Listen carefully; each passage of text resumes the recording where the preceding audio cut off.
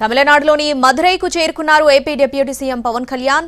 మురుగా భక్తర్గల్ మానాడులో పాల్గొనేందుకు వెళ్లిన ఆయనకు మదురై విమానాశ్రయంలో తమిళనాడు బీజేపీ నేతలు ఘన స్వాగతం పలికారు. సాయంత్రం తిరుపరకుండ్రం శ్రీ సుబ్రహ్మణ్యేశ్వర స్వామివారిని దర్శించుకున్న అనంతరం అమ్మతిడల్ ప్రాంగణంలో జరగనున్న మానాడులో ముఖ్య అతిథిగా పవన్ పాల్గొంటారు.